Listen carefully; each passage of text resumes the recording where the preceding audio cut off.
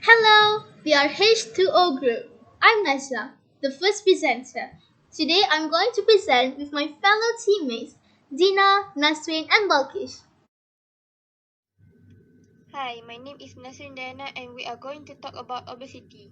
It includes the definition of obesity, research obesity among students in school, identify lifestyle and how to solve the obesity problem in schools level. As you can see, these are the instructions that we choose.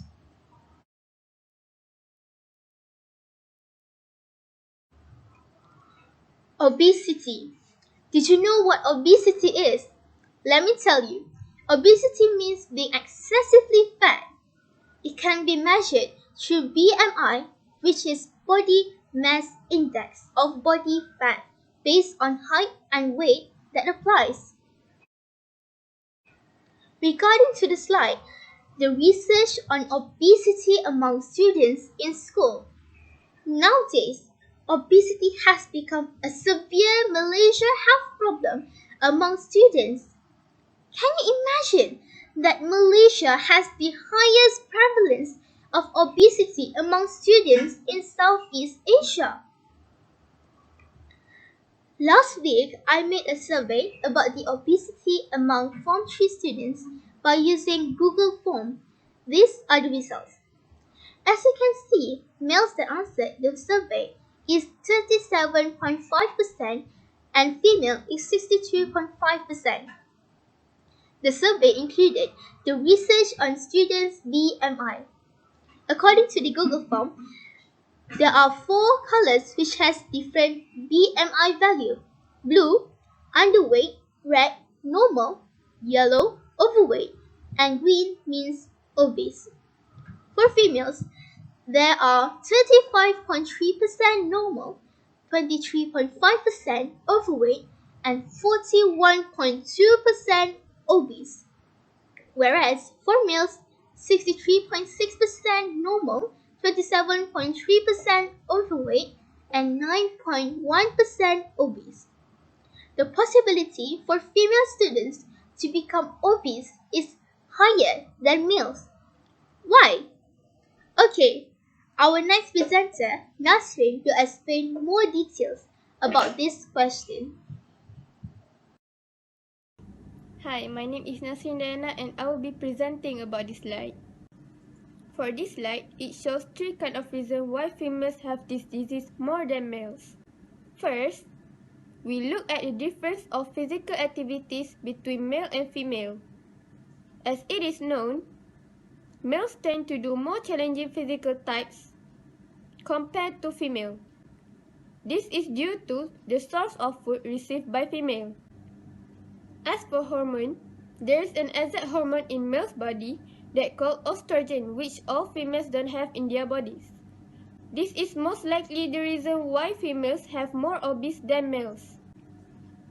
As the last point of this slide, it shows us that men have more high metabolism than women, and it makes the calorie reduction in males more faster than females. That's all from me. Proceeding to the next presenter. Hi and Assalamualaikum to everyone. My name is Balqish binti Amma Azwar from class 2B, and today I will be presenting the next slide, which is called Identify Lifestyle. I have divided the three most well-known factors that could change someone's physical state. To start off, we have diet. An unbalanced diet is usually the main cause of obesity. Through Google, it is said that an unbalanced diet is an excess of dietary part, such as proteins, fat, carbohydrates, fibers, vitamins, and minerals. Practically some of the classes of food that we studied in chapter 3 from page 46 to page 50. Eating wrong type of food is potential cause of a dietary imbalance. Practically, when we say unhealthy diet, we would be thinking of burger, chips, junk food, Maggi, and sorts more. Eating food at random times. I'm sure that most of us have this habit because of too much activities in our schedule. For example, eating breakfast at 12 p.m. or having lunch at 4 p.m. Skipping meals or poor meal timings can cause low energy levels, lead to decrease in muscle mass, increase the risk of weight gain and type 2 diabetes, and also increases irritability and decrease the ability to think straight. After that, we have here is activity, our daily routine or hobby. I am sure that all of us have our own hobbies like watching television or sleeping or playing with our phones, but not exercising for a long period of time can affect our physical state because when we eat and sleep a lot and don't move our bodies to sweat, our body weight has a high potential to rise. And when we exercise or even walk up and down the stairs for the least, we will sweat. And when we sweat, we are actually taking out the toxicity in our body. If you didn't know, when we exercise for an hour, we are actually taking out the sweat, which is about 3 to 4 liters in our body. Therefore, we should always exercise daily as to have a fit and healthy body. Lastly, we have is mental health. I bet you're asking, why in the world is that even there? Well, followed by my research in Google of an obese person's lifestyle, practically this was on the list. First of all, it's because of chronic mental illness that one has. One of the most common example that I could give is possibly schizophrenia, which is mostly in Malaysia, and depression, which is mostly worldwide, obviously. When this happens, automatically all of the points before will be disturbed, which was diet and activity. And when we have a mental illness, all we want to do is make it go away by stuffing the sadness and pain with junk food, ice cream, and chocolate, and practically every single sweet there is in the world. In fact, in Malaysia, mental disorders estimated to be responsible for about 8.6% of total disability adjusted life years, also known as DALYs. National Health Morbidity Survey in 2015 reported the prevalence of mental health problem among adult and children were 29.2% and 12.1% respectively.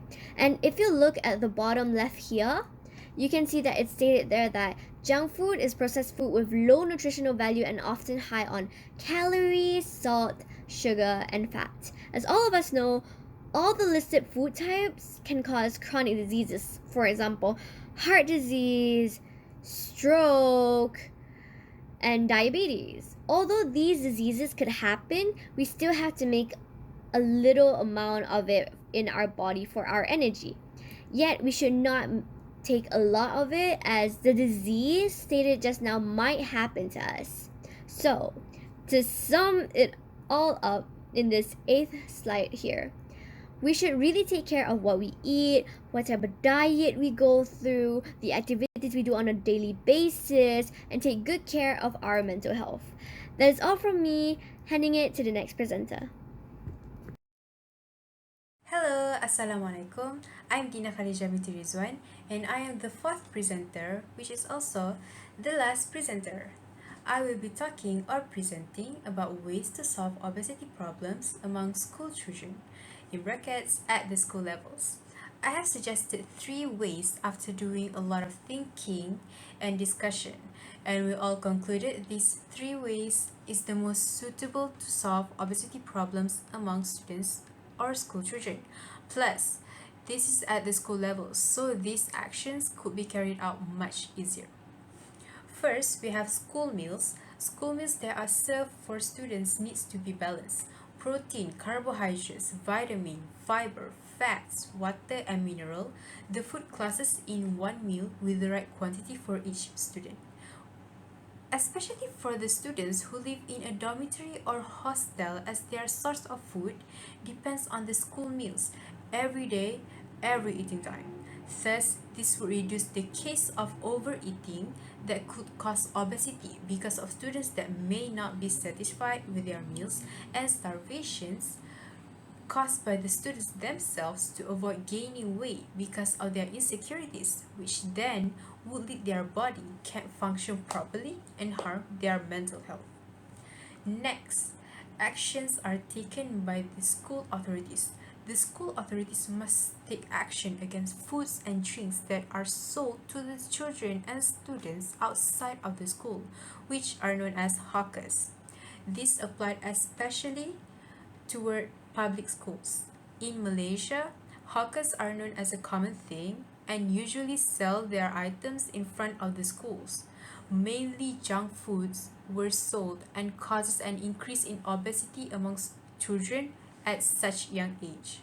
I would believe school authorities have the right to ban hawkers as they take the responsibility of taking care of school children, including health. But as what I've searched, hawkers needs to have a license to continue their business. And from what I observed, it did reduce the number of hawkers. Other than that, the school could also ensure the foods that are sold meet healthy nutrition standards and would not harm the students. Therefore, it would lessen the worrisome of parents and the health of children. Now it is the last point. Other than eating healthy meals, exercise is also important. All parents and children and teachers should be aware of obesity cases among students. Thus, PE teachers could use the advantage to make some sport activities which are suitable for all the students. As a student myself, I enjoy doing activities during PE class, and I'm sure other students will also agree with me. This will improve their physical fitness and health and provide regular helpful physical activity. Other than only during PE class, the school could also do sport activities for all the students. The activity should be constantly held to not put down the students' interest in sports. Example of ways to help sports activities would be by teams or individuals. This would facilitate the development of student responsibility for health and fitness. It will also influence moral development, leadership, and cooperation with others. With the interest in sports spiking up, the problem of obtaining obesities would be reduced. That is the end of our suggestions. For informations, these three ways could also be applied to children who might obtain obese, children who are still underage for school, children who are still growing up. Parents will have to play the role of coach, teachers, and instructor for them. That is all from me, Dina Khadija, the last presenter. And that is all from us. Thank you for listening and watching. We hope you get to understand and learn from our presentation. We would also like to apologize for there were any errors throughout the presentation. We really hope you enjoyed. Thank you and goodbye.